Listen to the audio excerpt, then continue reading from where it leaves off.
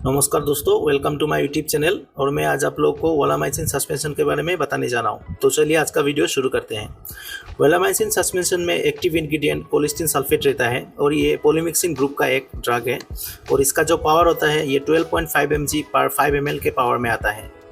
तो ये medicine generally acute gastroenteritis यानी बच्चे को दस्त लग जाना, साथ ही साथ में अगर किसी बच्चे को पेशाब का इन्फेक्शन हो गया या यूटीआई हो गया, हाई ग्रेड फीवर हो गया, तो ये सब केस में दिया जाता है। तो मैं आपको बता देना चाहता हूँ कि जो वोलामाइसिन सस्पेंशन है ये generally last line of drug में यूज़ किया जाता है। ये फर्स्ट लाइन ड्रग में कभी भी यूज़ नहीं किया जाता है। अगर किसी भी बच्चे को दस्त हो गया या यूटीआई इन्फेक्शन हो गया या हाई ग्रेड फीवर हो गया और वो दूसरा कुछ मेडिसिन या एंटीबायोटिक यूज़ करने के बाद में भी नहीं कम रहा है, तब जाके ये वोलामाइसिन सस्पेंशन यूज़ किया जाता है। तो सबसे पहले आपको ये मेडिसिन कभी नहीं यूज़ किया करना है। अगर दूसरा सब मेडिसिन फेल हो गया, किससे भी काम नहीं हो रहा है, तब जाके ये वोलामाइसिन सस्पेंशन यूज़ में आता है। तो चलिए अभी हम इसके मैकेनिज्म ऑफ एक्शन के बारे में जान लेते हैं।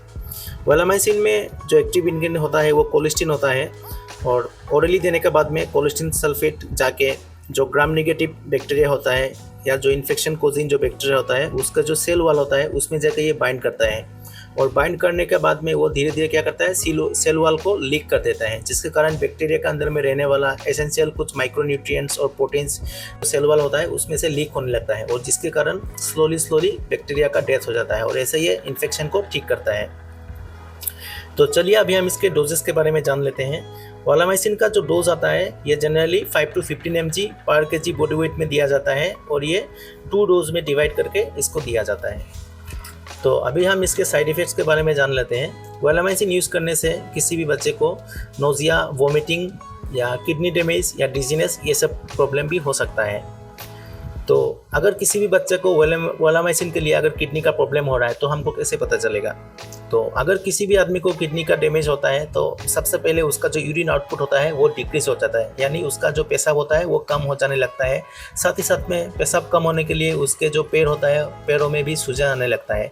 तो अगर किसी भी बच्चे को वोलामाइसिन सस्पेंशन चल रहा है और साथ ही साथ में आपने अगर देख लिया कि बच्चे का पेशाब कम गया है, साथ में पैरों में स्वेलिंग आ गया है, तो आप इस मेडिसिन को आप तुरंत बंद कर दीजिए और फिर से डॉक्टर से आप इसको कंसल्ट कीजिए।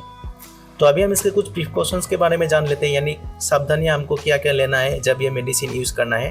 तो अगर किसी भी बच्चे को या किसी भी पेशेंट को अगर किडनी का प्रॉब्लम है तो ये मेडिसिन नहीं दिया जा सकता है। साथ ही साथ में अगर किसी का भी एलिवेटेड लिवर प्रोफाइल रहा, यानी आपका जो लिवर का जो एंजाइम होता है वो बहुत हाई हो गया या लिवर इतना अच्छा नहीं है, तो उसको भी ये मेडिसिन दिया नहीं जाता है।